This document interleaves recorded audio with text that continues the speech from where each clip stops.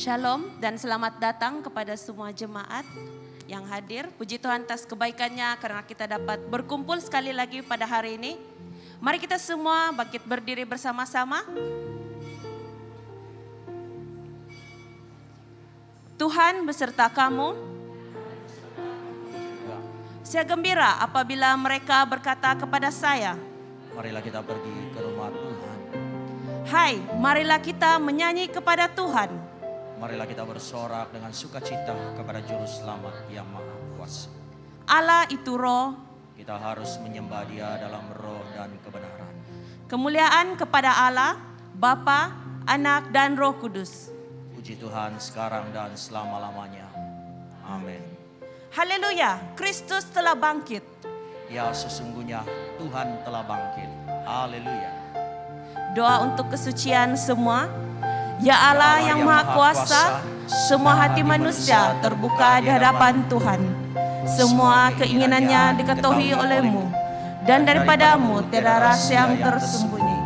Sucikanlah niat hati kami dengan ilham Roh Kudus-Mu, supaya kami boleh mengasihi-Mu dengan sempurna dan memuliakan nama-Mu yang kudus dengan selayaknya.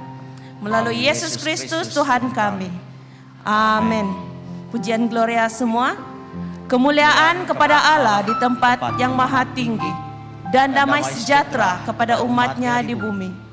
Tuhan Allah, Raja di syurga, Allah dan Bapa yang Maha Kuasa, kami menyembah Engkau, kami bersyukur kepadamu, kami memuji Engkau sebab kemuliaan-Mu. Tuhan Yesus Kristus, anak tunggal Bapa, Tuhan Allah, domba Allah yang menanggung dosa dunia, kasihanilah kami, Engkau yang duduk di sebelah kanan Allah Bapa. Terimalah doa kami. Tuhan sejala yang kudus, Engkau sejala yang Tuhan, Engkau sejala yang maha tinggi, Yesus Kristus dengan Roh Kudus, dalam kemuliaan Allah Bapa. Amin. Haleluya, mari kita beri sorak-sorai bagi Tuhan kita yang dahsyat. Haleluya, yes Lord. Terima kasih Tuhan. Mari kita sorakkan haleluya tengah hari ini, haleluya.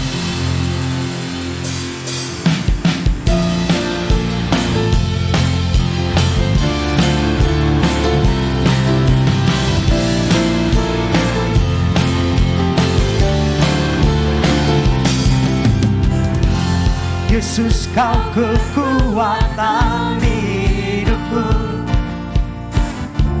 takkan gentar langkahku. Mari katakan bersama, aku angkat tanganku. Angkat tanganku di saat ku jatuh. Kaulah sumber kuatku. Kaulah sumber kuatku. Mari semua katakan bersama-sama. Lembah yang gelap kan ku lewati, sebab Engkau sertaku. Dengan imanku, dengan imanku diselamatkan oleh kuasa Yesusku. Angkat tanganku, ku sorakan haleluya. Nama-Mu berkuasa, surga bumi nyatakan.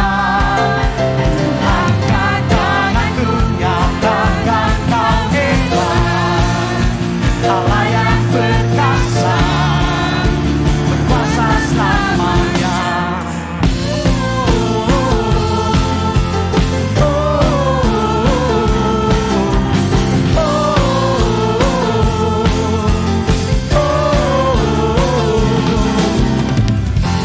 Yesus, Kau kekuatan hidupku, takkan gentar langkahmu. Mari angkat tangan kita bersama. Angkat tanganku di saat ku jatuh. Kaulah sumber kuatku. Mari semua katakan bersama-sama.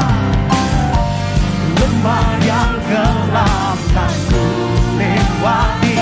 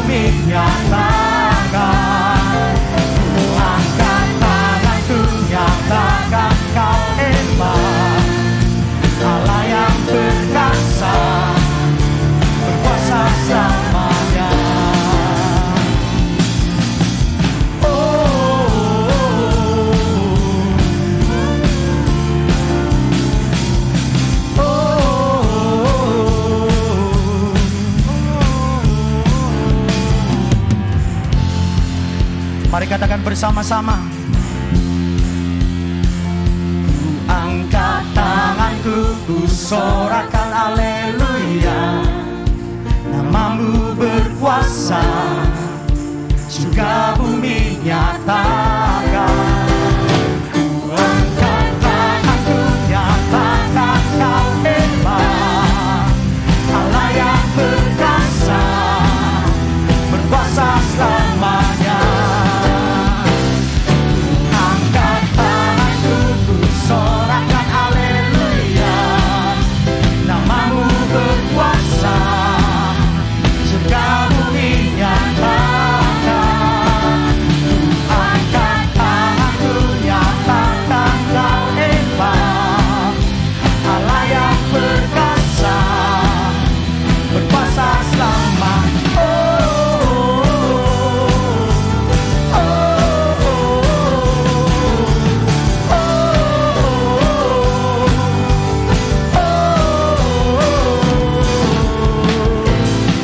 Haleluya, mari kita beri sorak-sorai bagi Tuhan kita yang dahsyat. Haleluya, Yesus.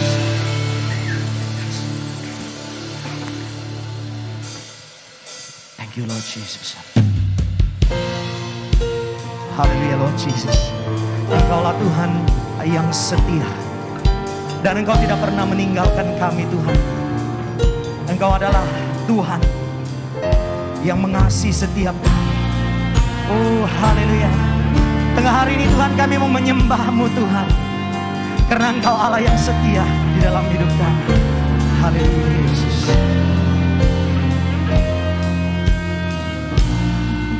Tuhan yang setia, sumber kekuatanku.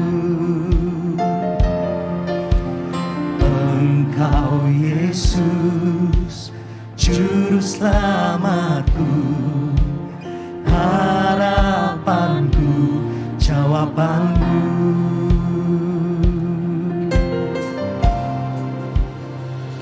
Yesus, Kau segalanya bagiku, Tuhan dan Rajaku. Kasih sayang-Mu melimpah di dalam hidupku. Salib-Mu tebusku, bebaskanku, sembuhkan aku. Ku percaya mukjizat-Mu ku alami sekarang ini.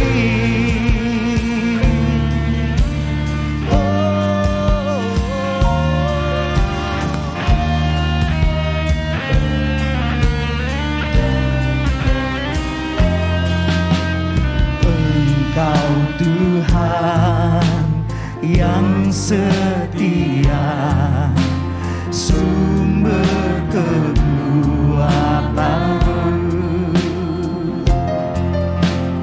Engkau Yesus, Juru Selamatku, harapanku, jawabanku. Yesus, Kau segalanya bagiku, Tuhan dan Rajaku. Kasih sayang-Mu melimpah di dalam hidupku. Salib-Mu tebusku, bebaskanku, sembuhkan aku.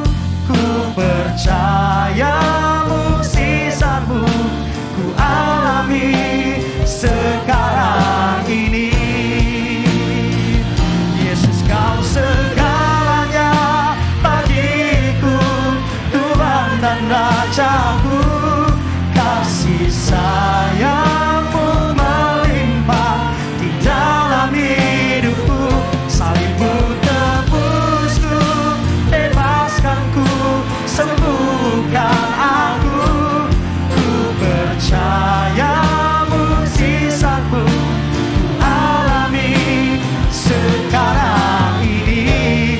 Anugerah-Mu bagiku.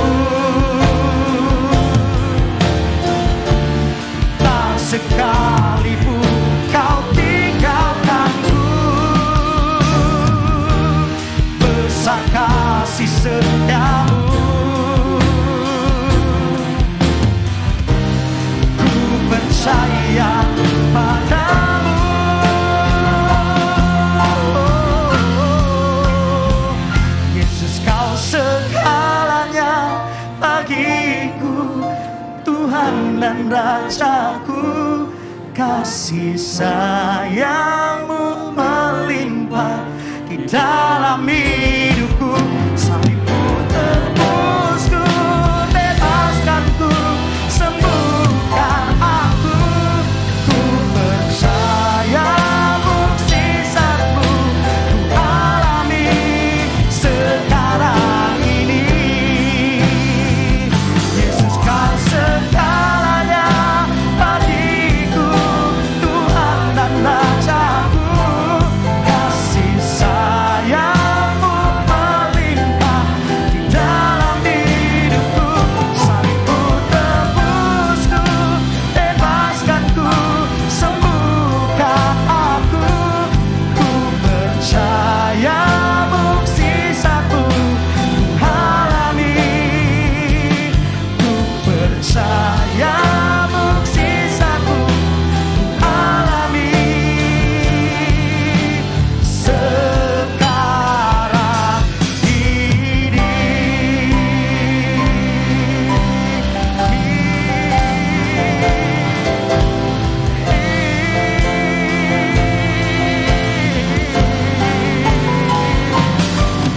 Oh Yesus, Engkaulah Tuhan, Engkaulah Raja.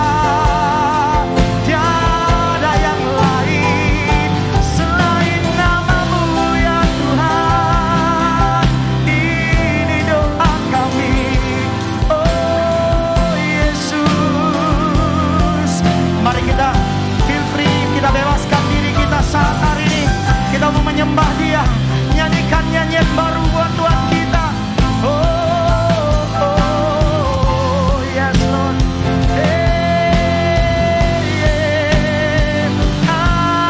Haleluya. Kau ya Tuhan yang dahsyat, Engkau Tuhan yang mulia. Tidak ada Tuhan selain nama-Mu. Kami meninggikan nama-Mu ya Tuhan. Oh, syarararabase, ilalalamase. Oh Tuhan, ilalalamase. Terima kasih ya Tuhan. Yesus, Kau segalanya bagiku, Tuhan dan Rajaku. Kasih sayang-Mu melimpah di dalam hidupku.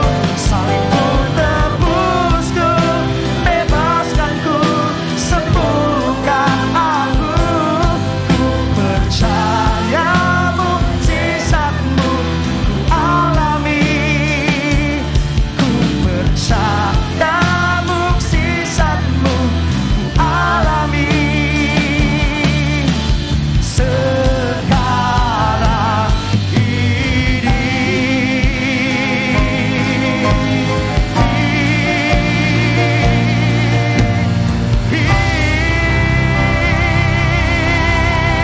Haleluya Tuhan, terpujilah nama-Mu. Engkau yang layak ditinggikan, tidak ada yang lain.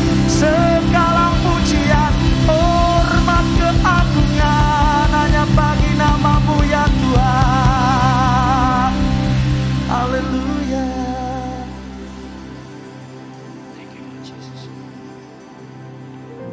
Doa hari ini semua, Allah Maha Kuasa, anak-Mu, Yesus Kristus adalah kebangkitan dan hidup bagi semua yang menaruh kepercayaan di dalam Dia. Bangkitkanlah kami daripada maut dosa kepada hidup kebenaran, supaya kami akan mencari hal yang dari syurga, di mana Dia memerintah dengan Engkau dan Roh Kudus, satu Allah, sekarang dan selama-lamanya. Amin. Jemaat semua dipersilakan duduk untuk mendengar pembacaan pertama.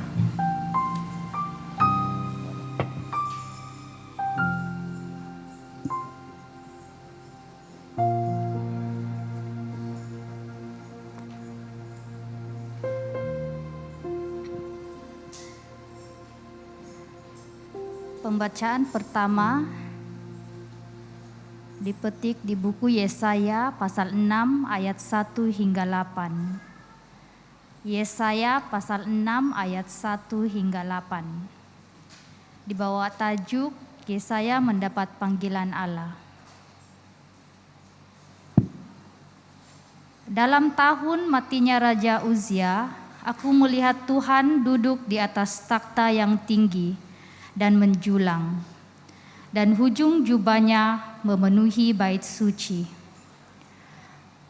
Para serafim berdiri di sebelah atasnya, masing-masing mempunyai 6 sayap. 2 sayap dipakai untuk menutupi muka mereka, 2 sayap dipakai untuk menutupi kaki mereka, dan 2 sayap dipakai untuk melayang-layang. Dan mereka berseru seorang kepada seorang, katanya, Kudus, kudus, kuduslah Tuhan semesta alam, seluruh bumi penuh kemuliaannya. Maka bergoyanglah alas pintu gerbang. Disebabkan suara orang yang berseru itu, dan rumah itu pun penuhlah dengan asap. Lalu kataku, celakalah aku binasa, sebab aku ini seorang yang najis bibir, dan aku tinggal di tengah-tengah bangsa yang najis bibir. Namun mataku telah melihat Sang Raja, yakni Tuhan semesta alam. Tetapi seorang daripada serafim itu terbang mendapatkan aku. Di tangannya ada bara yang diambilnya dengan sepit dari atas mezbah. Ia menyentuhkannya kepada mulutku serta berkata, lihat, ini telah menyentuh bibirmu. Maka kesalahanmu telah dihapus dan dosamu telah diampuni.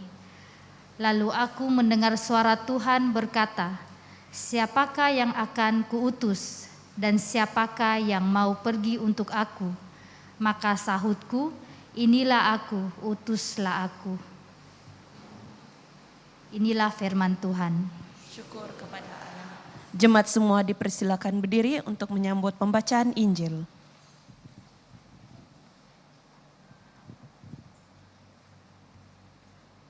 Injil Kudus daripada Tuhan kita Yesus Kristus menurut Matius pasal 1 ayat 18 hingga 25. Kemuliaan kepadamu Tuhan Yesus. Matius pasal 1 ayat 18 hingga 25. Kelahiran Yesus Kristus adalah seperti berikut. Pada waktu Maria ibunya bertunangan dengan Yusuf, ternyata ia mengandung dari Roh Kudus sebelum mereka hidup sebagai suami istri. Karena Yusuf suaminya seorang yang tulus hati dan tidak mau mencemarkan nama istrinya di muka umum, ia bermaksud menceraikannya dengan diam-diam. Tetapi ketika ia mempertimbangkan maksud itu, malaikat Tuhan nampak kepadanya dalam mimpi dan berkata, Yusuf anak Daud, janganlah engkau takut mengambil Maria sebagai istrimu, sebab anak yang di dalam kandungannya adalah dari Roh Kudus.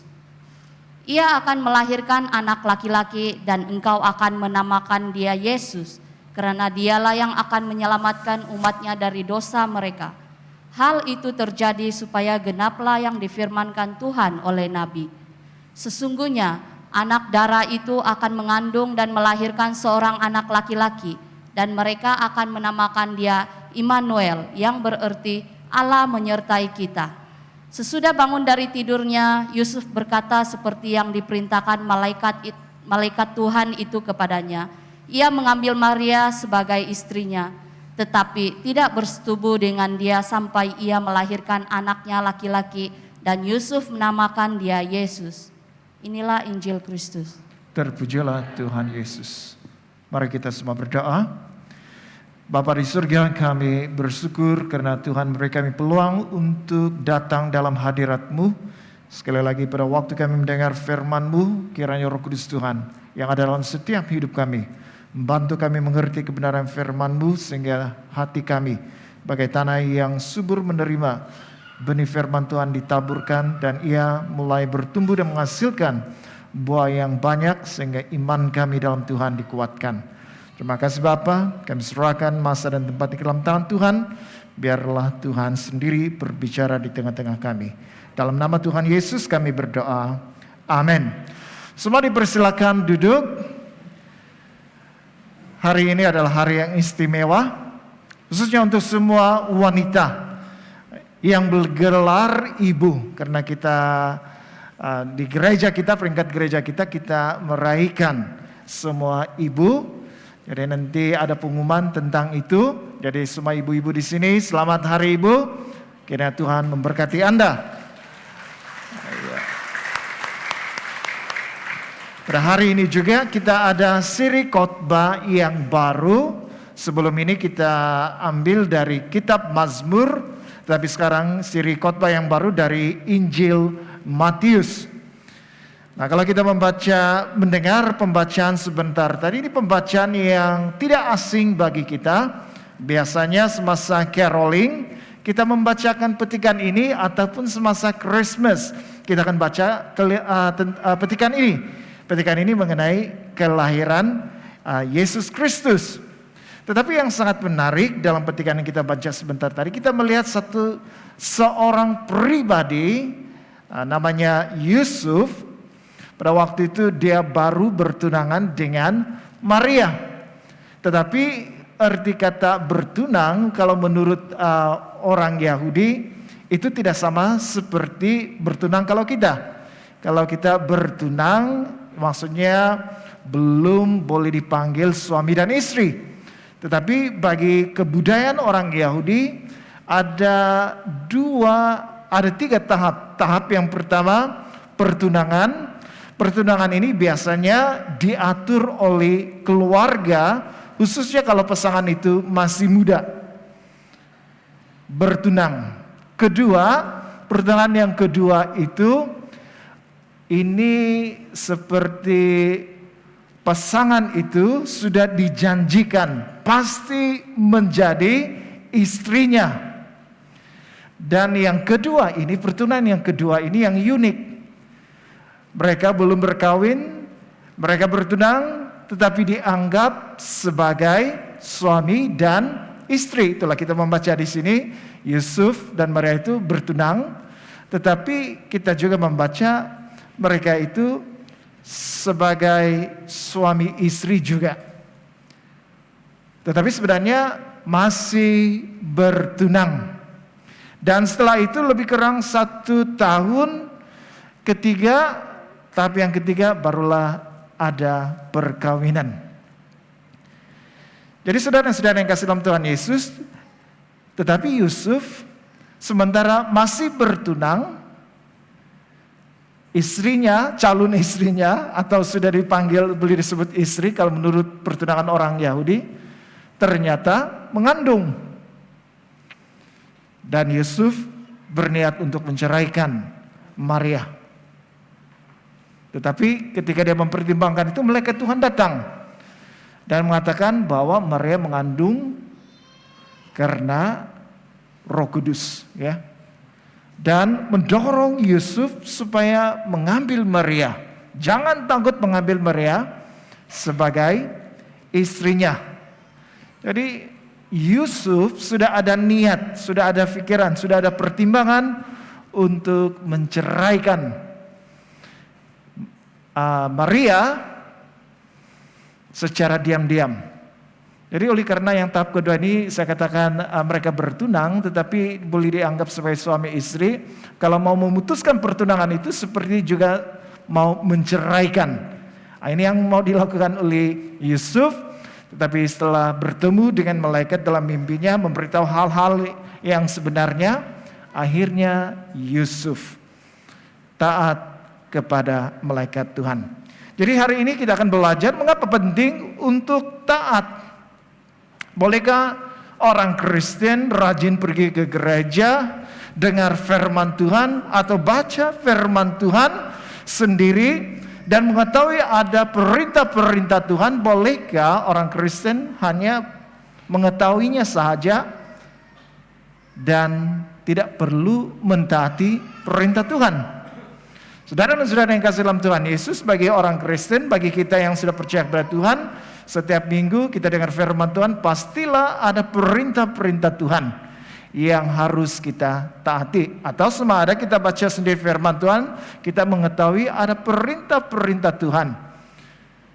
Respon yang tepat bagi kita ialah kita harus mentaati. Tidak mungkin kita memilih-milih mau taat ataupun tidak taat. Atau ada dalam petikan firman Tuhan, kalau firman Tuhan itu bercakap tentang memberkati, oh kita mau mentaati itu. Tetapi ada firman Tuhan yang agak keras, kita pikir, oh saya tidak mau mentaati itu karena itu bukan untuk saya. Tetapi saudara yang sudah dikasih dalam Tuhan Yesus, apa yang disebut sebagai perintah Tuhan, kita sebagai anak-anak Tuhan harus taat. Harus taat. Karena ketaatan kepada Tuhan itu mutlak, itu bukan pilihan, itu bukan rasional kita mau terima atau tidak, tetapi mutlak harus kita taati. Jadi mengapa penting bagi kita untuk taat kepada Tuhan? Sekurang-kurangnya ada 3 kepentingannya di sini yang kita akan pelajari bersama-sama dalam petikan ini. Yang pertama, supaya kita bergantung kepada Allah, bergantung kepada Allah sahaja. Matius pasal 1 ayat 18 hingga 20 mengatakan kelahiran Yesus Kristus adalah seperti berikut. Ini Matius yang menulis Injil ini, dia memulai kata-kata itu, kelahiran Yesus Kristus adalah seperti berikut. Pada waktu Maria ibunya bertunangan dengan Yusuf, ternyata ia mengandung dari Roh Kudus sebelum mereka hidup sebagai suami istri. Ini pertunangan yang kedua ya. Walaupun sudah bertunang, seperti dianggap sebagai pasangan suami dan istri. Karena Yusuf suaminya seorang yang tulus hati dan tidak mau mencemarkan nama istrinya di muka umum, ia bermaksud menceraikannya dengan diam-diam. Tapi ketika ia mempertimbangkan maksud itu, mempertimbangkan di sini artinya menceraikannya secara diam-diam. Malaikat Tuhan nampak kepadanya dalam mimpi dan berkata, Yusuf anak Daud, jangan engkau takut mengambil Maria sebagai istrimu, sebab anak yang di dalam kandungannya adalah dari Roh Kudus. Yusuf tidak tahu. Yang dia tahu Maria itu tunangannya. Tetapi tiba-tiba mengandung. Secara logik manusia, kalau pasangan ini dikatakan di sini belum hidup sebagai suami istri, belum ada hubungan intim, tetapi mengandung, sudah pasti ada lelaki yang lain. Dengan kata yang lain, curang. Tetapi kita melihat di sini, Yusuf tidak mau mencemarkan nama istrinya di muka umum. Saudara-saudari, ini serius sebenarnya. Kalau menurut Taurat, seorang penzina akan dilimpar dengan batu sampai mati. Ingat ketika Yesus, dia sedang duduk menulis sesuatu, orang di sekeliling membawa seorang wanita yang berzina, dan mereka masing-masing memegang batu untuk melimpar perempuan itu. Itu karena menurut hukum Taurat, orang yang berzina akan dihukum mati. Jadi ini serius. Maria boleh berada dalam keadaan itu. Karena dia mengandung, Yusuf belum ada hubungan badan dengan dia. Bagaimana dia mengandung? Pastilah dari lelaki yang lain. Dalam budaya orang Yahudi, pastilah Maria itu dianggap berzina. Dan hukuman yang serius, dia akan dilimpar dengan batu. Tetapi Yusuf di sini seorang yang tulus hatinya, atau seorang yang mentaati firman Taurat Tuhan, tetapi dia tidak mau mencemarkan nama baik istrinya. Dia mau menceraikan dia secara diam-diam. Jadi saudara-saudara yang kasih dalam Tuhan Yesus, dia bermaksud menceraikannya diam-diam. Sudah ada niat, dia sudah memikirkannya, dan sementara dia mempertimbangkan hal itu, tetapi ketika ia mempertimbangkan maksud itu, saudara dan saudara yang kasih dalam Tuhan Yesus, apa yang difikirkan Yusuf, apa yang dipertimbangkan Yusuf, itu berbeza dengan apa yang dipertimbangkan oleh Allah. Apa yang difikirkan Yusuf tidak sama dengan apa yang difikirkan oleh Allah. Karena kita melihat di sini malaikat memberitahu kepada dia, jangan takut mengambil Maria itu sebagai istrinya.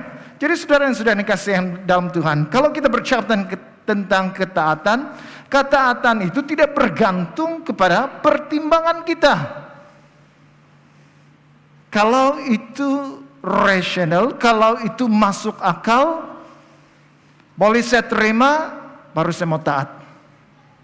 Tapi kalau ada perintah-perintah Tuhan yang tidak masuk di akal saya memilih untuk tidak mau taat. Saudara dan saudara yang kasih dalam Tuhan Yesus, ketaatan kepada Tuhan mutlak. Tidak bergantung pertimbangan manusia, pertimbangan kita. Boleh diterima atau tidak? Masuk akal atau tidak? Tidak. Ketaatan kepada Tuhan itu mutlak, bukan pilihan. Jadi ketika kita baca firman Tuhan atau dengar firman Tuhan, kata-kata firman Tuhan yang memberkati kita, oh kita mau terima, kita mau taati ini. Sementara ada firman Tuhan yang menegur kita, membuat kita sakit hati, oh saya tidak mau mentaati. Bukan seperti itu. Ketaatan bukan seperti itu. Ketaatan itu tidak bergantung kepada pemikiran kita, rasional kita, masuk akal atau tidak, tetapi bergantung sepenuhnya kepada Tuhan. Karena kalau kita melihat Yesaya pasal 55 ayat 8 hingga 9, dikatakan di situ, sebab rancanganku bukanlah rancanganmu dan jalanmu bukanlah jalanku. Demikianlah firman Tuhan, seperti tingginya langit dari bumi, demikianlah tingginya jalanku dari jalanmu dan rancanganku dari rancanganmu. Kita melihat rancanganku bukanlah rancanganmu, jalanmu bukanlah jalanku. Dan perbezaannya itu seperti tingginya langit dari bumi. Demikianlah tingginya jalanku dari jalanmu, rancanganku dari rancanganmu. Kita boleh melihat di sini bahwa pertimbangan manusia itu tidak sama dengan pertimbangan Tuhan. Berbeza rencana Tuhan, berbeza dengan rancangan manusia. Jadi pada waktu kita memikir-mikirkan atau kita ada pendirian, oh kalau ini masuk akal, barulah saya mau percaya, barulah saya mau pegang, barulah saya mau taati. Tetapi apa-apa perintah Tuhan yang tidak masuk akal saya, tidak saya mempertimbangkan dan memang tidak logik bagi saya tidak mau mentaati, itu salah. Karena ternyata pertimbangan manusia, akal manusia, logik manusia itu tidak sama dengan apa yang ada pada Allah. Dan kalau itu dibandingkan setinggi langit dari bumi, begitu jauh, begitu lebar, berbeza sekali. Itulah sebabnya kita tidak boleh bergantung kepada pemikiran kita, bergantung kepada rasional kita, boleh terima atau tidak. Kalau ada firman Tuhan atau ada perintah-perintah Tuhan yang Tuhan beritahu kepada kita untuk lakukan. Apa yang kita lakukan? Kita terima apa yang daripada Tuhan. Itu ketaatan yang mutlak. Bukan kita bergantung kepada perasaan kita, pemikiran kita, atau logika kita sebagai manusia. Karena ternyata pertimbangan manusia dan pertimbangan Tuhan, rancangan manusia, rancangan Tuhan, jalan manusia dan jalan Tuhan itu jauh berbeza. Kalau kita melihat contohnya dalam Matius pasal 16 ayat 21 hingga 23, sejak waktu itu Yesus mulai menyatakan kepada murid-muridnya bahwa dia harus ke Yerusalem dan menanggung banyak penderitaan dari pihak tua-tua, imam-imam kepala dan ahli-ahli Taurat, lalu dibunuh dan dibangkitkan pada hari ketiga. Tetapi Petrus menarik Yesus ke samping dan menegur dia, katanya, Tuhan, kiranya Allah menjauhkan hal itu. Hal itu sekali-kali takkan menimpa engkau. Maka Yesus berpaling dan berkata kepada Petrus, "Enyalah iblis, engkau satu batu sandungan bagiku, sebab engkau bukan memikirkan apa yang difikirkan Allah, melainkan apa yang difikirkan manusia."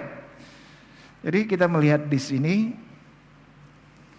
Petrus dalam ayat sebelumnya dia dipuji karena Yesus berkata, menurut orang, siapakah aku ini? Dan ada yang mengatakan dia itu nabi-nabi yang dulu yang sudah dibangkitkan semula dan sebagainya. Tetapi Petrus mengatakan engkau adalah Mesias. Seolah-olah Petrus mengenal Yesus. Siapakah Yesus itu? Sebagai Mesias. Dia mengatakan engkau adalah Mesias. Petrus dipuji dalam hal itu. Tetapi kemudian dalam ayat selanjutnya, apa yang dilakukan oleh Petrus? Yesus mengatakan dia harus ke Yerusalem. Dia masuk ke Yerusalem, inilah yang akan berlaku. Dia akan mati di sana. Dan kematiannya itu memanglah untuk mati di atas kayu salib menyelamatkan manusia. Tetapi apa yang difikirkan oleh Petrus? Jangan pergi ke sana. Dia menghalang Yesus. Dia menegur Yesus. Kiranya Allah menjauhkan hal itu. Jangan itu sekali-kali menimpa engkau. Bayangkan kalau Yesus tidak pergi ke Yerusalem untuk menempuh jalan salib. Adakah manusia selamat ataupun tidak? Tidak selamat. Kalau Yesus mendengar apa yang dikatakan oleh nasihat oleh Petrus, memang betul lah. Kalau di sana ada bahaya, kenapa mau pergi ke sana? Kalau di sana kau akan diseksa dan dibunuh, kenapa mau pergi ke sana? Logik manusia, wah itu bagus kan? Mengelak, ada hikmat mengelak daripada bahaya. Pintar kan? Tapi apa yang dikatakan oleh Yesus? Enyalah iblis. Rupa-rupanya pemikiran Petrus waktu itu bukan Petrus sendiri, tapi ada di sebalik itu, si iblis. Karena pemikiran iblis, pemikiran manusia itu sama.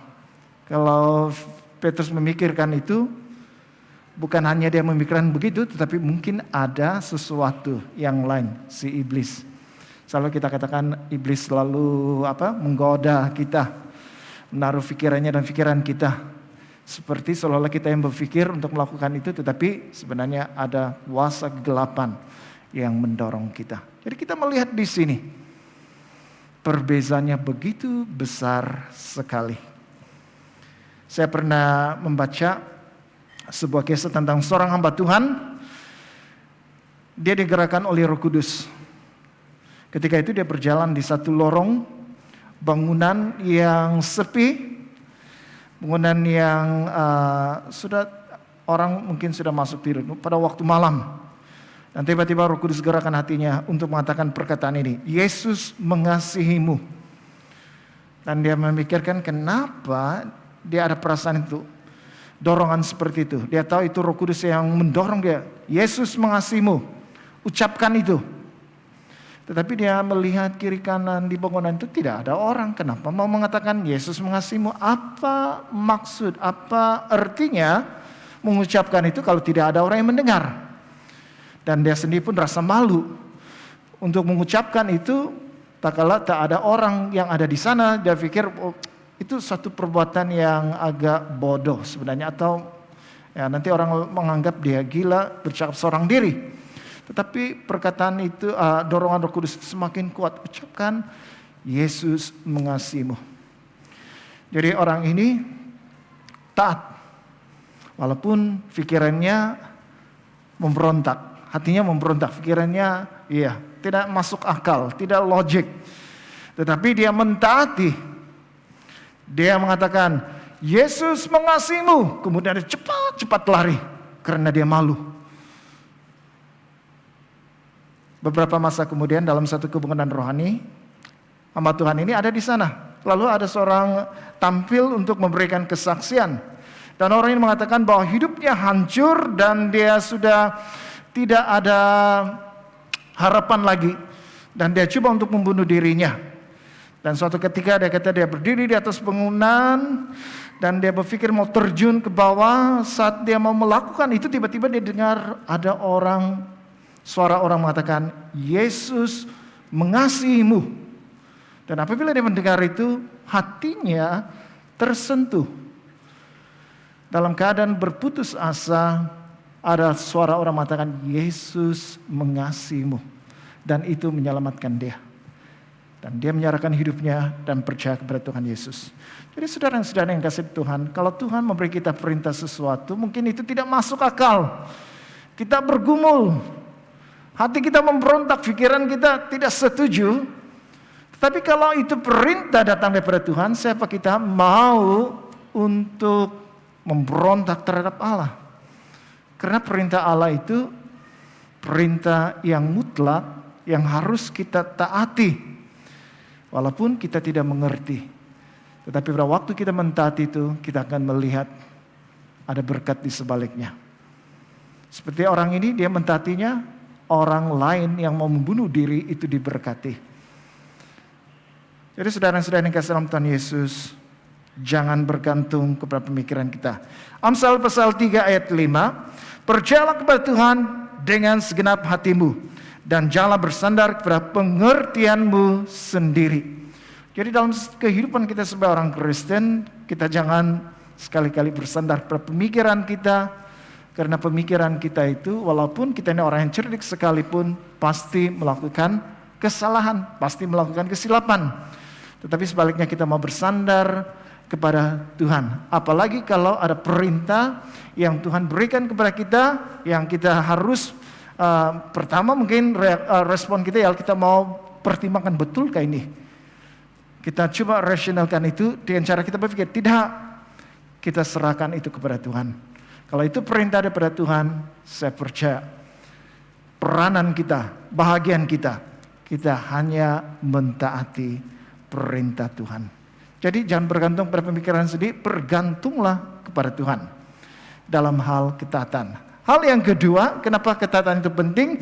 Supaya kita terlibat dalam rencana Allah. Matius pasal 1 ayat 21 hingga 23. Ia akan melahirkan anak laki-laki dan engkau menamakan dia Yesus, karena dialah yang akan menyelamatkan umatnya dari dosa mereka. Hal itu terjadi supaya genaplah yang difirmankan Tuhan oleh Nabi. Sesungguhnya anak darah itu akan mengandung dan melahirkan seorang anak laki-laki, dan mereka akan menamakan dia Immanuel, yang berarti Allah menyertai kita. Rupa-rupanya kelahiran Tuhan Yesus itu bukan hanya berlaku pada waktu itu, tetapi sudah dinubuatkan beberapa ratus tahun sebelum kejadian itu berlaku. Sudah dinubuatkan. Itu sudah dinubuatkan. Sesungguhnya anak darah itu akan mengandung dan melahirkan seorang anak laki-laki, dan mereka akan menamakan dia Immanuel, yang berarti Allah menyertai kita. Dan lebih daripada itu, kalau kita melihat di sini, ia akan melahirkan anak laki-laki dan engkau akan menamakan dia Yesus, karena dialah yang akan menyelamatkan umatnya dari dosa mereka. Jadi rupa-rupanya anak yang sudah dinubuatkan ini akan lahir, dan anak yang akan lahir ini dikatakan akan menyelamatkan umatnya dari dosa-dosa mereka. Yesus menyelamatkan itu dengan cara bagaimana? Melalui kematiannya di atas kayu salib. Jadi saudara dan saudara yang kasih dalam Tuhan, bayangkan kalau Anda adalah Yusuf. Anda sudah ada niat, Anda memikirkannya, Anda mempertimbangkan untuk menceraikan Maria yang pada waktu itu dikandung oleh Roh Kudus, tetapi Yusuf tidak tahu itu, hanya setelah diberitahu oleh malaikat. Kalau dia tidak taat kepada malaikat, tidak taat kepada perintah Tuhan, saudara dan saudara yang kasih dalam Tuhan Yesus, mungkin cerita itu akan berbeza. Tetapi puji Tuhan, Yusuf taat, dan karena ketaatannya maka nubuatan itu digenapi. Dan yang sangat penting, kelahiran anak itu, dia akan menyelamatkan umatnya dari dosa mereka. Karena dia mentaati itu. Ada rencana Tuhan yang besar, yang tidak difahami oleh Yusuf. Ada rencana Tuhan yang besar untuk dunia ini yang tidak diketahui oleh Yusuf. Tetapi karena ketaatannya, maka dia terlibat dalam rencana penyelamatan Tuhan itu. Dia mengambil Maria sebagai istrinya, tetapi tidak bersetubuh sehingga anak itu lahir. Dan anak itulah Yesus yang akan mati di atas kayu salib untuk menyelamatkan manusia yang berdosa. Jadi saudara-saudara yang kasih dalam Tuhan Yesus, ketaatan itu penting. Kalau kita tidak taat, kita akan terlepas rencana Tuhan dalam kehidupan kita, rencana Tuhan untuk dunia ini. Dan rencana itu rencana penyelamatan yang Tuhan sudah siapkan sebelumnya. Bagaimana hal itu terjadi pada masa Yusuf? Dia merespon taat sehingga dia terlibat. Saya ingat ada seorang padri pernah mengungsikan.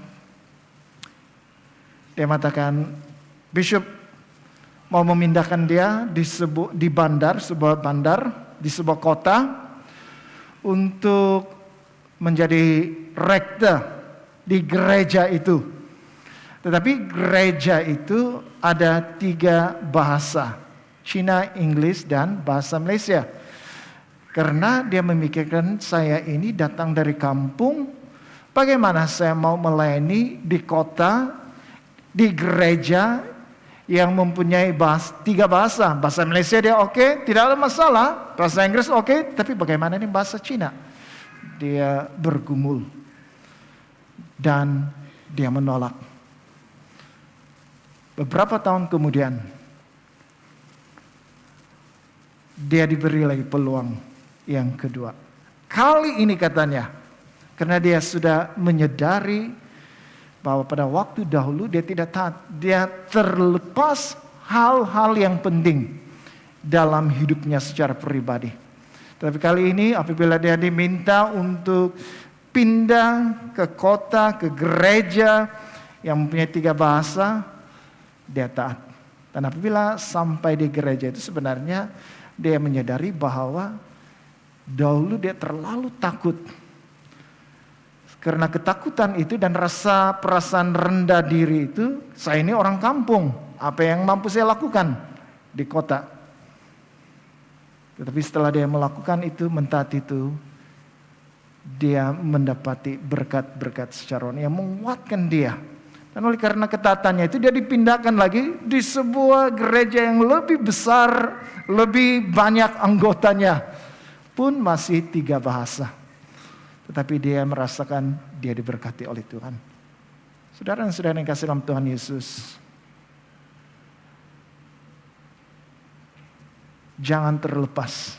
Kalau Tuhan berikan kita suatu perintah, jangan menolak.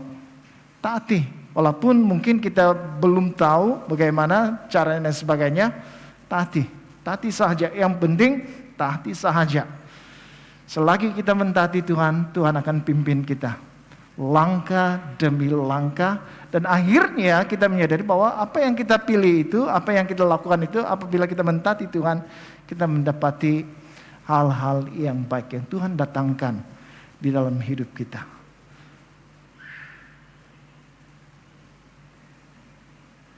Dan kalau kita melihat di sini Yusuf, karena ketaatannya dia terlibat dalam rencana penyelamatan, yaitu kelahiran Yesus yang akan datang sebagai Tuhan, datang sebagai penyelamat yang mati di atas kayu salib untuk menyelamatkan umat manusia daripada dosa. Saudara dan saudara yang kasih dalam Tuhan Yesus, dalam Matius pasal 28 ayat 19 hingga 20, dikatakan, karena itu pergilah, jadikanlah semua bangsa muridku, dan baptislah mereka dalam nama Bapa, Anak, dan Roh Kudus, dan ajarlah mereka melakukan segala sesuatu yang telah kuperintahkan kepadamu. Dan ketahuilah, aku menyertai kamu senantiasa sampai kepada akhir zaman.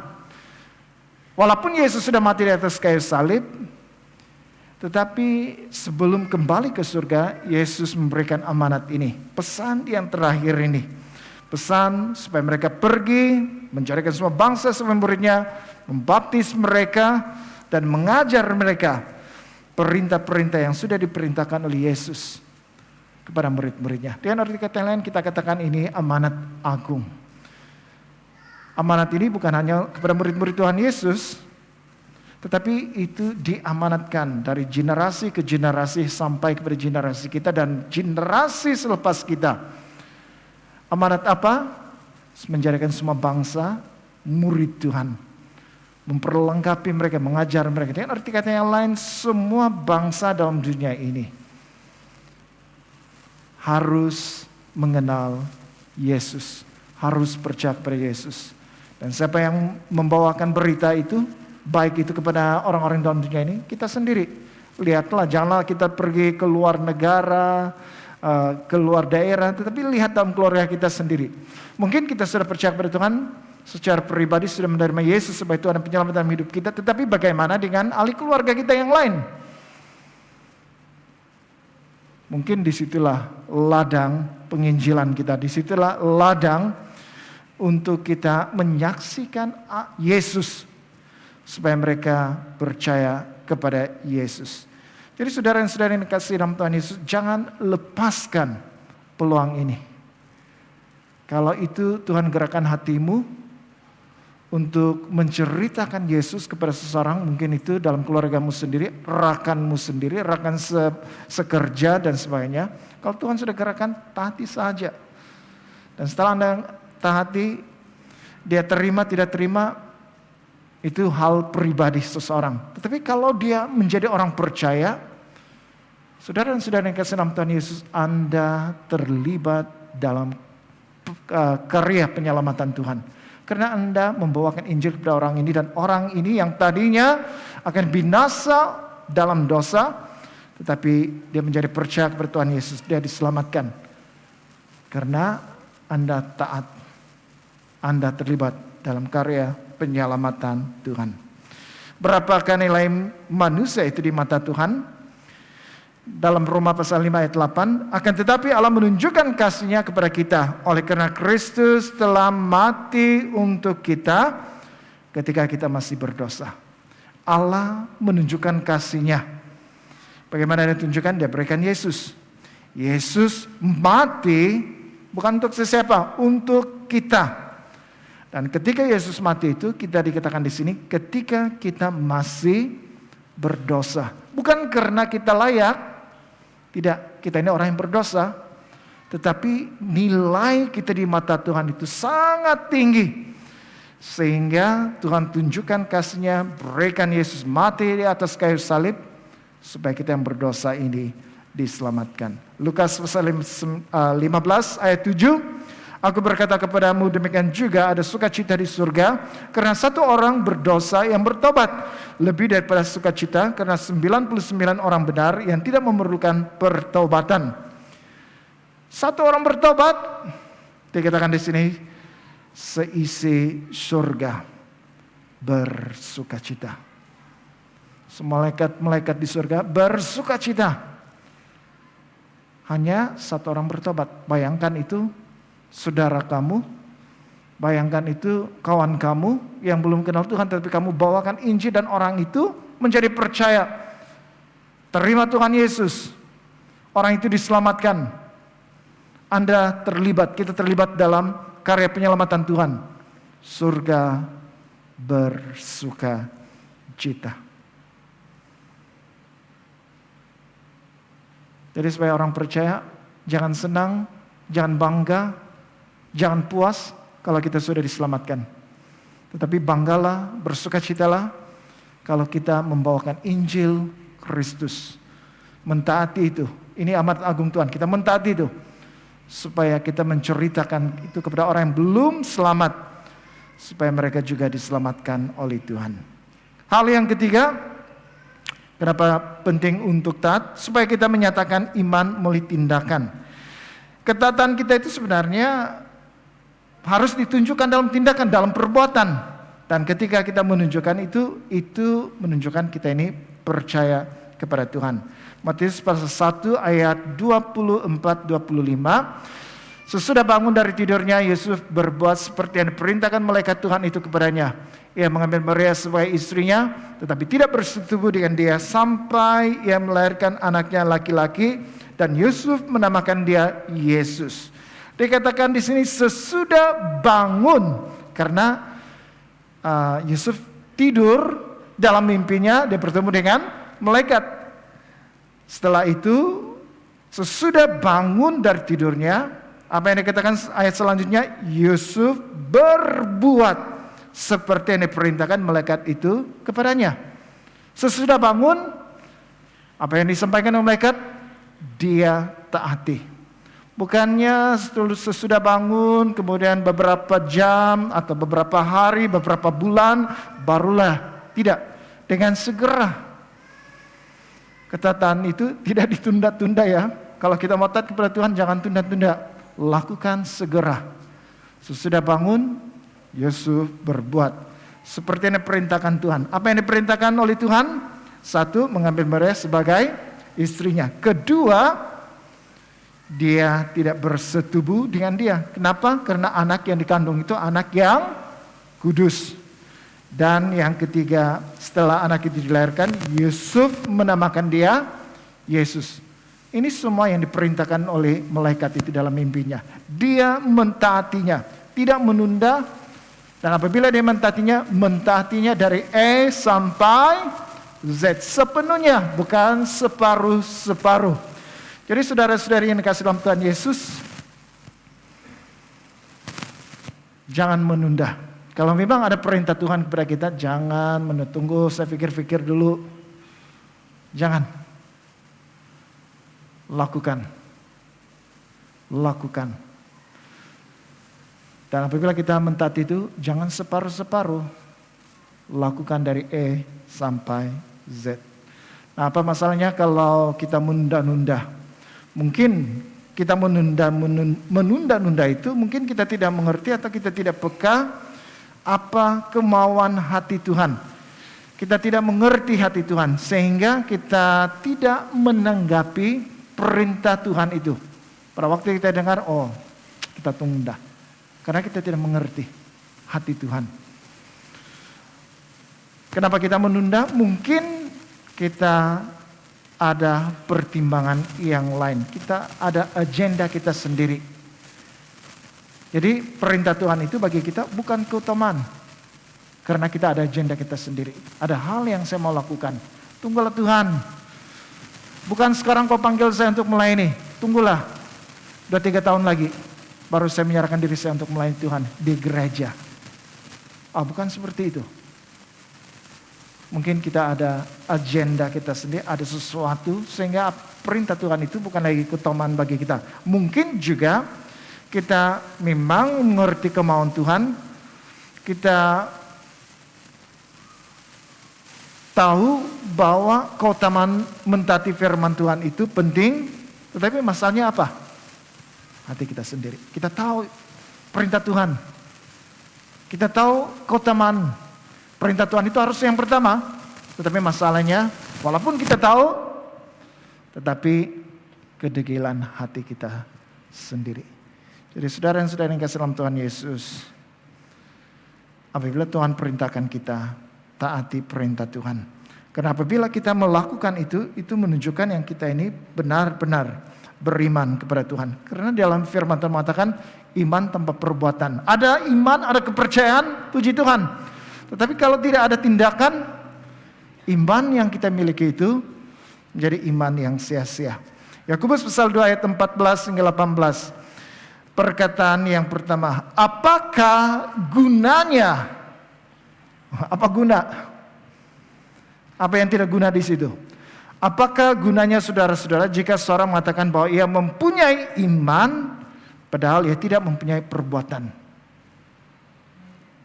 Dapatkah iman itu menyelamatkan dia? Jika seorang saudara atau saudari tidak mempunyai pakaian dan kekurangan makanan sehari-hari, ada seorang dari antara kamu berkata, selamat jalan, kenakanlah kain panas, dan makanlah sampai kenyang. tetapi ia tidak memberikan kepadanya apa yang perlu bagi tubuhnya, apakah gunanya itu? Cakap saja, tapi tidak ada tindakan. Apakah gunanya itu? Demikian juga halnya dengan iman. Jika iman itu tidak disertai perbuatan, maka iman itu pada hakikatnya adalah mati. Tidak ada artinya. Sia-sia. Tetapi mungkin ada orang berkata, padamu ada iman dan padaku ada perbuatan. Aku akan menjawab dia, tunjukkanlah kepadaku imanmu itu tanpa perbuatan, dan aku akan menunjukkan kepadamu imanku dari perbuatan-perbuatanku. Iman dan perbuatan itu memang berjalan bersama. Tidak mungkin ada perbuatan tanpa iman. Apa yang menggerakkan orang itu melakukan sesuatu kalau tanpa ada iman? Mungkin dia mau terkenal, dia memberi dengan murah hati kepada orang lain, tetapi tidak digerakkan oleh imannya, tetapi dimotivasikan oleh hal-hal yang lain supaya dia terkenal, populer dan sebagainya. Mungkin juga iman harus disertai perbuatan. Bukan karena kita lakukan perbuatan kita diselamatkan. Kita diselamatkan karena kita beriman kepada Tuhan. Tetapi orang yang beriman secara semula jadi. Orang yang percaya kepada Tuhan secara semula jadi. Ada tindakan-tindakan, ada perbuatan-perbuatan yang menyertai. Itu lahir secara semula jadi. Jadi oleh sebab itu saudara-saudara yang kasih dalam Tuhan Yesus, apabila kita mentaati, ketaatan kita itu tindakan. Kita mentaati perintah Tuhan, kenapa? Karena kita percaya kepada Tuhan. Jangan mengatakan, saya ini percaya kepada Tuhan Yesus, tapi kalau kita disuruh melakukan sesuatu, atau Tuhan suruh kita lakukan sesuatu, libatkan diri dalam pelayanan di gereja. Ada banyak pelayanan di gereja yang masih kekurangan. Adakah kita pikir-pikir mempertimbangkan mau atau tidak? Saudara-saudara yang kasih dalam Tuhan Yesus, kalau kita bertindak, kalau kita mentaati Tuhan, melibatkan diri dalam pelayanan di gereja, menunjukkan bahwa Anda memiliki iman, Anda percaya kepada Tuhan. Karena Anda percaya kepada Tuhan, perbuatan itu menyertai, tindakan itu menyertai. Kita percaya kepada Tuhan dan kita lakukan mentaati panggilan Tuhan untuk melakukan pelayanan di gereja karena kita mengasihi Tuhan. Jadi oleh sebab itu saudara-saudara yang kasih dalam Tuhan Yesus, pada hari ini apapun perintah Tuhan yang kita sudah dengar, sama ada melalui khotbah atau yang kita tahu, jangan lakukan itu, lakukan ini dan sebagainya, perintah Tuhan. Jangan kita berpikir-pikir ya, mempertimbangkan itu menurut rasional kita, boleh terima atau tidak. Kalau boleh terima sesuai dengan saya, baru saya terima, baru saya taati. Sebenarnya salah. Sebab pemikiran kita itu tidak sama dengan pemikiran Tuhan. Dan apabila kita melakukan sesuatu meskipun kita tidak paham, kita mentaati, saudara-saudara yang kasih dalam Tuhan Yesus, secara tidak sadar kita terlibat dalam rancangan Tuhan, khususnya dalam memberitakan Injil atau menyaksikan Yesus kepada orang lain. Apabila orang itu percaya kepada Tuhan, seluruh surga bersuka cita. Bukankah itu kita termasuk dalam karya Tuhan untuk menyelamatkan semua manusia dalam dunia, seperti yang dilakukan oleh Tuhan Yesus, mati di atas kayu salib untuk mau menyelamatkan semua orang yang memberi respon kepadanya. Tetapi bagaimana orang memberi respon kalau mereka tidak mendengar tentang Injil? Kitalah yang membawakan Injil, kitalah yang mentaati amanat Tuhan untuk memberitakan Injil itu. Dan apabila kita mentaati, sebenarnya itu dari iman kita, menunjukkan kita ini beriman kepada Tuhan. Beriman kepada Tuhan, karena iman kita harus disertai dengan tindakan. Kalau kita percaya saya tidak ada tindakan, tidak mentaati perintah Tuhan, tidak ada tindakan di sana, artinya kita tidak beriman kepada Tuhan. Tetapi kalau kita mengatakan hari ini saya percaya, saya beriman kepada Tuhan, saudara dan saudari, pastikan kita bertindak dengan cara mentaati perintah Tuhan dalam hidup kita. Mari kita berdoa. Bapa di surga, terima kasih pada hari ini Engkau mengajar kami satu pelajaran yang sangat penting dalam hidup kami. yaitu kami harus taat kepada Tuhan. Apapun perintah Tuhan, mungkin perintah Tuhan itu bagi kami tidak masuk akal, tetapi perintah Tuhan itu mutlak kami taati.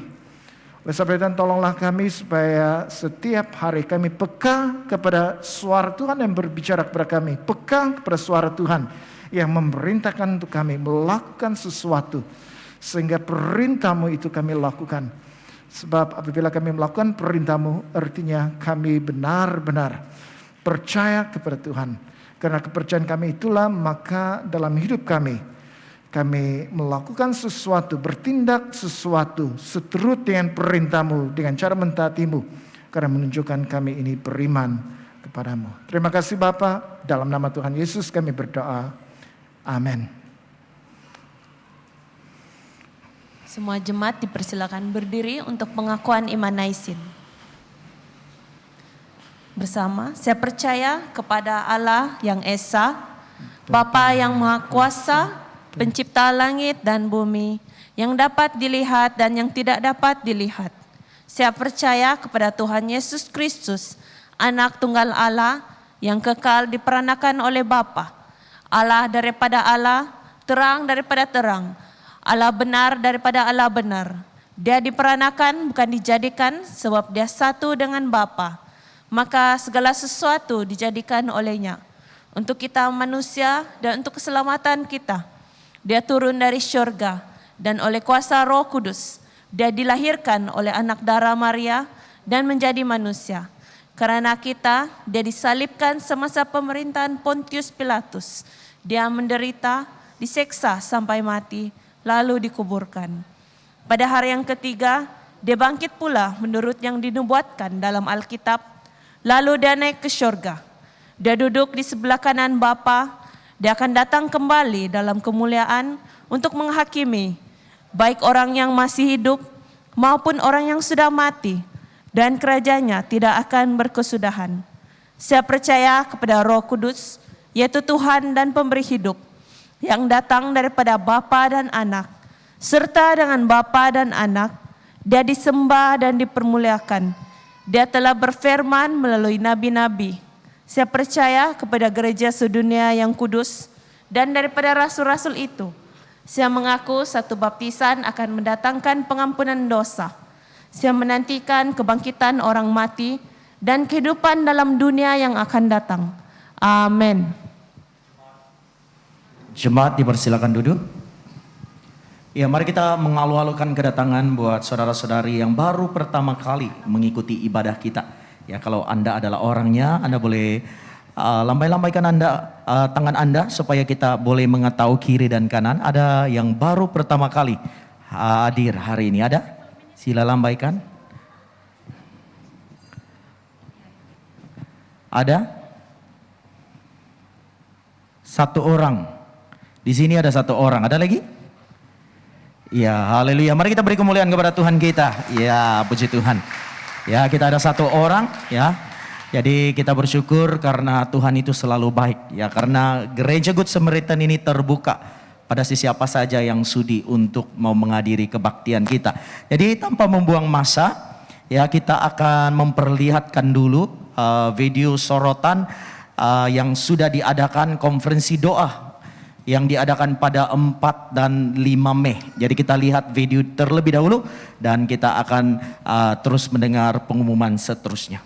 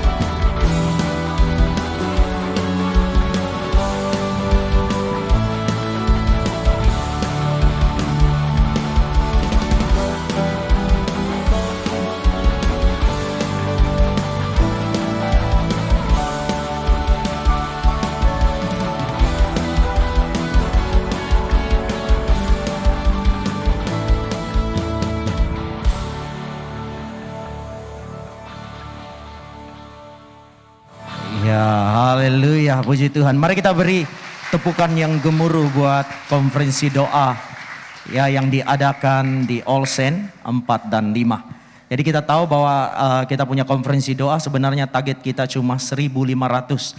Tapi kita melihat sebentar tadi kita ada seramai berapa? 2.292 peserta. Jadi mari kita beri kemuliaan kepada Tuhan sekali lagi. Haleluya. Ya. Jadi ada dua pantun yang saya rasa terkesan sama saya. Ya, dia katakan pit pit pit burung pipit. Ya, kita jumpa apa tuh? Mari. Nanti apa? Tahun depan kita jumpa di Telupit. Ya, itu pantun bagi saya sangat terkesan ya. Jadi tahun depan tuan rumah untuk konferensi doa di Telupit. Ya, ini pasti akan ada besar-besaran. Jadi mari kita beri kemuliaan kepada Tuhan kita. Haleluya. Ya. Jadi siapkan hati Anda untuk konferensi doa tahun depan. Oke, jadi saya terus saja kepada pengumuman seterusnya. Oke, hari ini adalah Hari Ibu. Jadi bagi yang bergelar ibu, selamat Hari Ibu. Jadi saya ada satu lagu. Ibu, ibu, engkaulah ratu hatiku. Ya, itulah selamat Hari Ibu buat ibu-ibu yang bergelar ibu. Saya walaupun saya sudah tidak ada ibu, tapi Tuhan itu baik.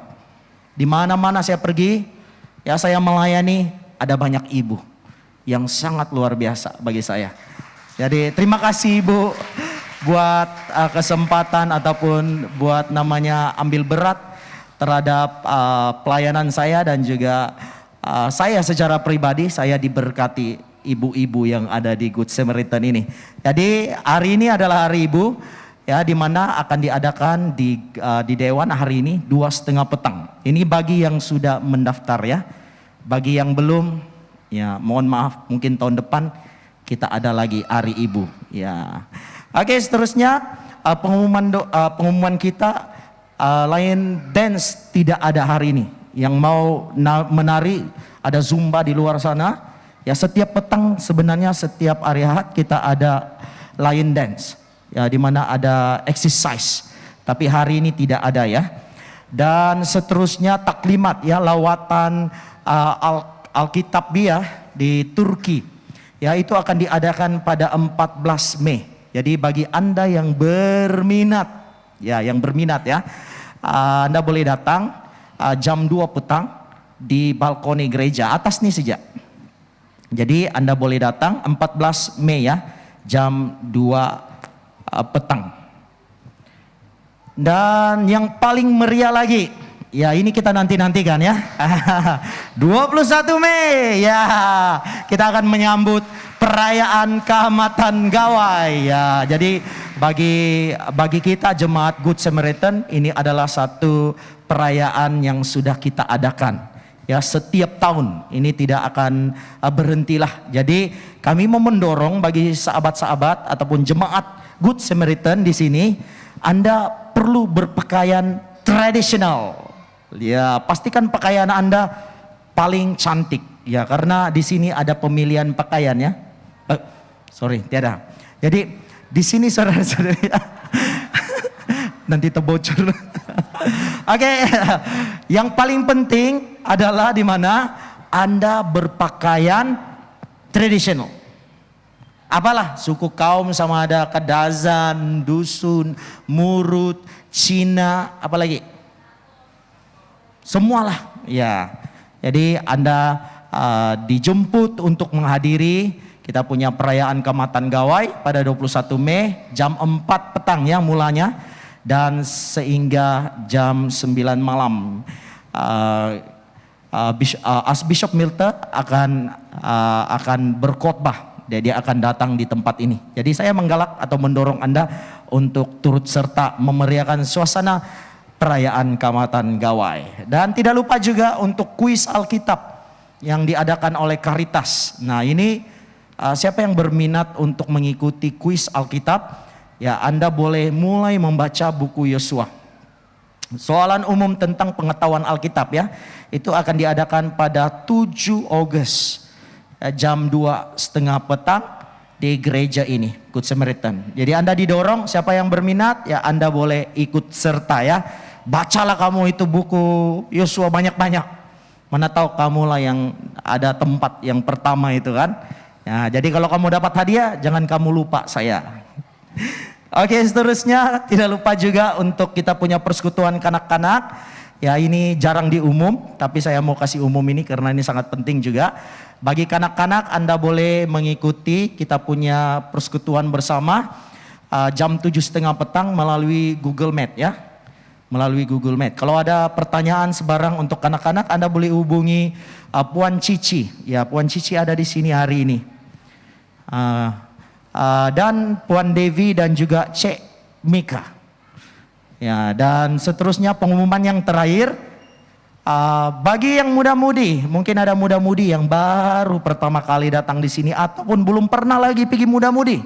Nah, kalau kamu mau mengalami pengalaman yang luar biasa bersama dengan muda-mudi di gereja ini, nah saya mendorong Anda untuk mengikuti persekutuan muda-mudi setiap malam Sabtu jam 7:30 petang sampai jam 9:15. Jadi bagi Anda yang belum mengikuti, Anda boleh berhubung terus kepada C. Olga kita di depan ini saja. Jadi kalau Anda perlu bantuan Anda boleh hubungi dia supaya untuk mendapat lebih details lagi. Dan kita akan sediakan kendaraan buat Anda. Kalau tidak ada kendaraan kita akan ambil untuk Anda boleh mengikuti persekutuan muda-mudi. Dan ini saja kita punya pengumuman. Dan selebihnya Anda boleh melihat di dalam e-bulletin Anda untuk pengumuman yang ada di dalam. Ya, mungkin ada pengumuman yang sangat penting untuk kita mau ketahuinya lebih lanjut lagi. Oke, seterusnya kita masuk dalam doa syafaat. Jemaat semua, mari kita semua berdoa bersama-sama. Haleluya Tuhan Yesus Kristus, kami ingin memuji dan bersyukur kepada Allah sebab Engkau yang layak menerima pujian kami seperti dalam Mazmur 146, 1 hingga 2. Kami berdoa ya Tuhan agar kami sentiasa menerapkan sikap mengucap syukur dan memuji dalam ibadah kami kepada Engkau. Karena Engkaulah Raja segala Raja dan Tuhan segala Tuhan. Kami ingin berdoa pada saat ini juga untuk gereja kami. Kami memuji dan bersyukur untuk semua ibu yang ada di gereja kami ya Tuhan. Kami bersyukur atas keberadaan keadaan mereka pada saat ini ya Tuhan yang berada di gereja kami.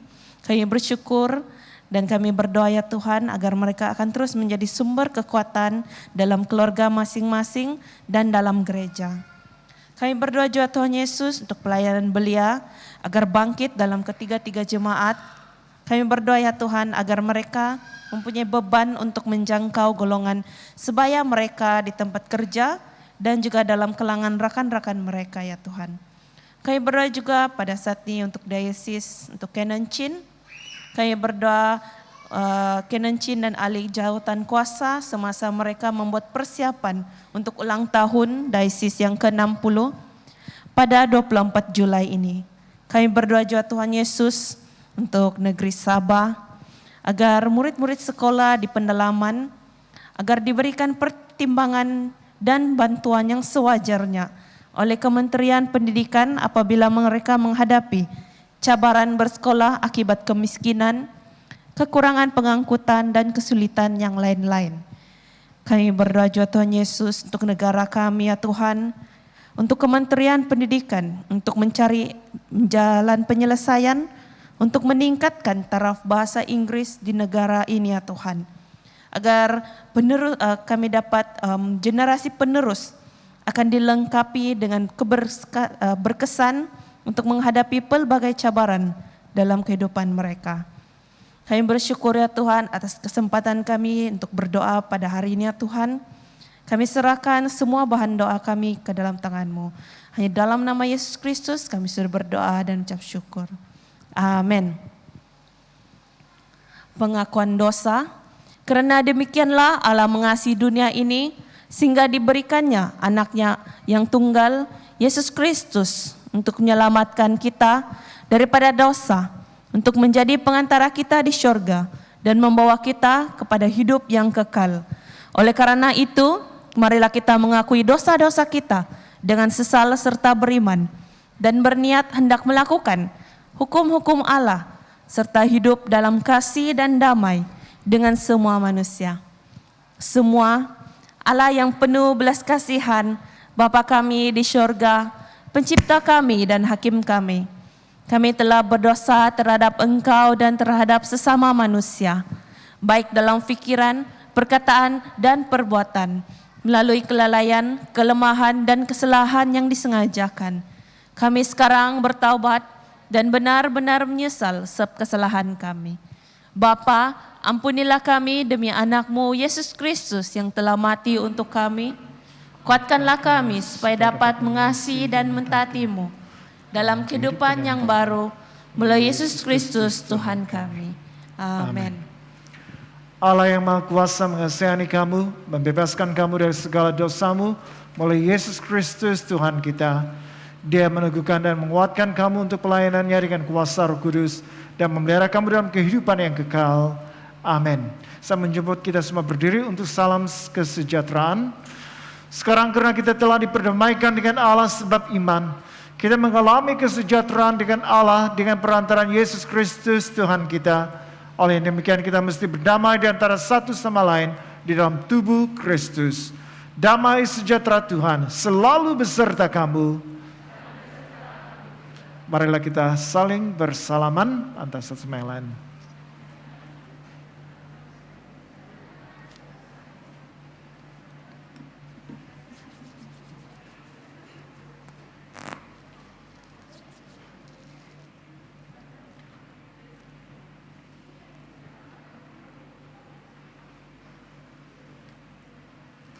Angkatlah hatimu. Marilah kita mengucap syukur kepada Tuhan Allah kita. Bukan saja patut, bahkan adalah kewajiban kita dan kegembiraan kita selalunya dan di mana-mana saja mengucap syukur dan pujian. Bapa yang Maha Kuasa, pencipta langit dan bumi, dan sekarang kami bersyukur sebab kebangkitannya yang mulia dari tempat kematian. Oleh kematiannya, dia telah membinasakan maut, dan oleh kebangkitannya, dia telah memulihkan kehidupan kekal kepada kami. Sebab itu kami turut memuji Engkau bersama dengan suara malaikat-malaikat dan penghulu-penghulu malaikat, dan semua kaum surga yang selalu memuji dan membesarkan nama-Mu yang mulia itu. Kudus, kudus, kuduslah Tuhan, Allah daripada segala kuasa dan keperkasaan. Surga dan bumi penuh dengan kemuliaan-Mu. Hosana bagi yang maha tinggi. Semua dipersilakan duduk sementara kita mempersiapkan hati kita untuk menerima perjamuan suci.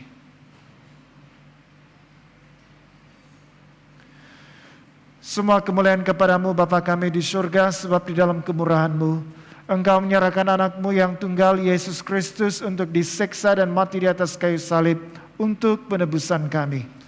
Di situ dia telah membuat pendamaian yang penuh untuk dosa-dosa seisi dunia dan mempersembahkan dirinya sendiri sebagai korban satu kali sahaja untuk segala dosa kami.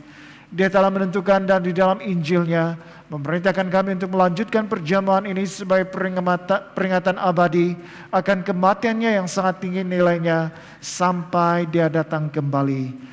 Dengarlah kami yang meminta dengan rendah hati, ya Bapa yang berkasihan, dan kurniakanlah supaya melalui kuasa Roh Kudus kami yang menerima kurnia-kurnia ini, roti dan air anggur, menurut peraturan anak-Mu Yesus Kristus menyelamat kami, sebagai peringatan akan sengsara dan kematiannya, akan mendapat bagian dalam tubuh dan darahnya yang sangat berharga itu. Pada malam Tuhan Yesus dikhianati, dia mengambil roti dan mengucap syukur, lalu memecah-mecahkan roti itu dan membagikannya kepada murid-muridnya sambil berkata, "Ambil dan makan. Ini adalah tubuh Aku yang diberikan untuk kamu. Buatlah demikian sebagai peringatan akan Aku." Begitu juga setelah habis makan, dia mengambil cawan serta mengucap syukur, lalu memberikannya kepada murid-muridnya serta berkata, "Minumlah ini kamu semua. Ini adalah darah Aku, darah perjanjian baru yang dicurahkan bagi kamu dan bagi semua orang untuk pengampunan dosa. Buatlah demikian setiap kali kamu melakukannya sebagai peringatan akan Aku."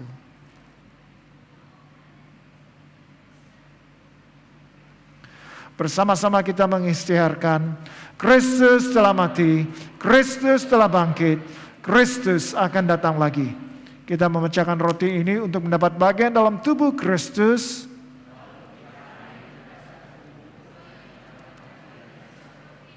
Berbahagialah mereka yang dijemput ke perjamuan domba. Kurnia Allah adalah untuk jemaat Allah. Dekatilah dengan iman dan dengan rendah hati. Terimalah roti dan air anggur ini sebagai peringatan bahwa Kristus mati untuk kamu, serta menerima Dia dalam hatimu dengan iman dan syukur. Amin.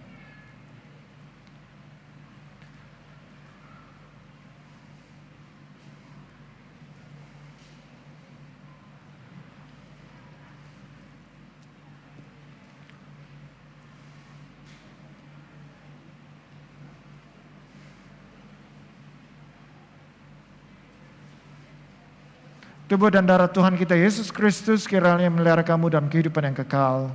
Amin.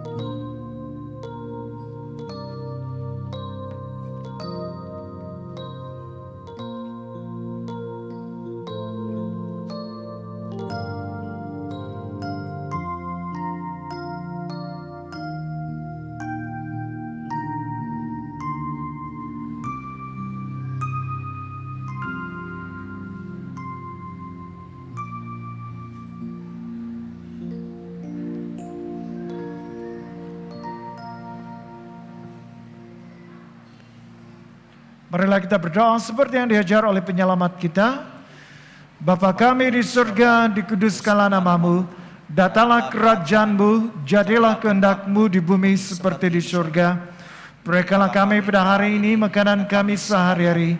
Ampunilah kami akan dosa-dosa kami, seperti kami juga mengampuni orang yang bersalah kepada kami. Janganlah membawa kami ke dalam pencobaan, tetapi lepaskanlah kami daripada yang jahat. Karena Engkaulah yang punya kerajaan, kuasa dan kemuliaan, sekarang dan selama-lamanya. Amin. Doa syukur. Allah kekal Bapa kami yang di surga, kami mengucapkan terima kasih kepadamu yang telah menerima kami sebagai anggota-anggota hidup anak-Mu, Yesus Kristus penyelamat kami. Kami mengucapkan terima kasih kepadamu yang telah memberi kami makanan rohani di dalam sakramen tubuh dan darah-Nya. Sekarang utuskanlah kami ke dalam dunia dengan damai, dan kurniakanlah kami kekuatan dan keteguhan hati untuk mengasihi dan melayani Engkau dengan sukacita dan hati yang ikhlas. Amin. Mari kita semua berdiri untuk menyambut berkat dari Tuhan kita. Sentosa Allah yang melebihi pengertian manusia, memeliharakan hati dan jiwa kamu dalam pengetahuan dan kasih Allah dan anaknya Yesus Kristus Tuhan kita. Dan berkat Allah yang Maha Kuasa, Bapa, Anak, dan Roh Kudus, beserta dengan kamu dan tinggal serta dengan kamu sampai selama-lamanya. Amin. Saudara dan saudara yang dikasihi oleh Tuhan, pergilah dengan damai sejahtera dan layanilah Tuhan. Dalam nama Kristus. Amin. Haleluya, mari kita terus bersyukur kepada Tuhan kita. Haleluya. Ya, tetaplah bersyukur dalam apapun keadaan kita.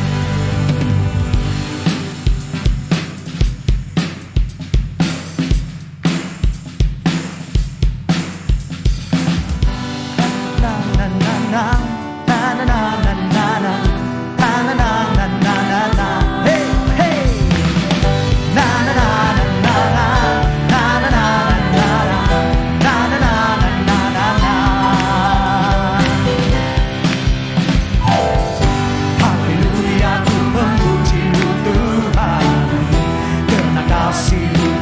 Kesudahan dan yang bernapas memuji Sang Raja di atas gunung dan di dalam samudra. Tanganku angkat padamu, bersyukuri rahmat yang beri. Kakiku melompat bagimu, sebab rahmat-Mu baru setiap hari. Siap semuanya katakan. Syukurlah kepada Tuhan, sebab Dia baik, sebab Dia baik. Bahwasanya untuk selamanya, kasih setianya, kasih setianya. Na na na na na na na na na na na na na na na. Hey hey. Haleluya, ku memuji-Mu Tuhan. Kasih-Mu tak berkesudahan, dan yang bernapas memuji Sang Raja di atas gunung dan di dalam samudra. Tanganku ku angkat padamu, bersyukuri rahmat yang Kau beri. Kakiku melompat bagimu, sebab rahmat-Mu baru setiap. Semua katakan bersama-sama. Bersyukurlah kepada Tuhan, sebab Dia baik, sebab Dia baik.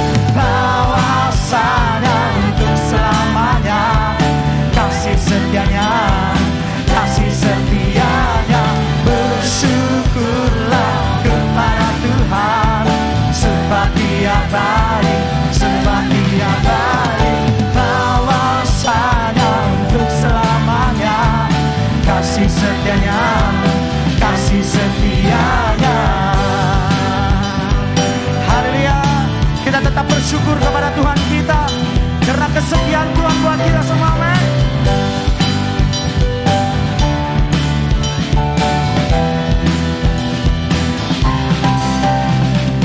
Tangan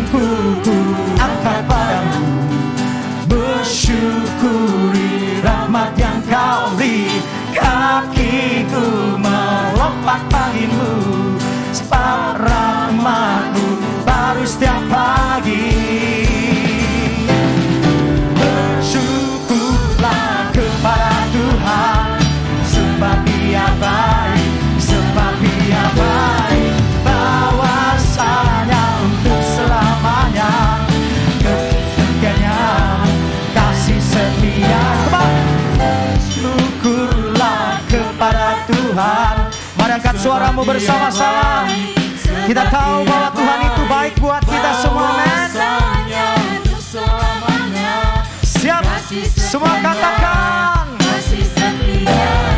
Bersyukurlah kepada Tuhan, sebab Dia baik, sebab Dia baik. Bahwasanya untuk selamanya kasih setianya, kasih setianya.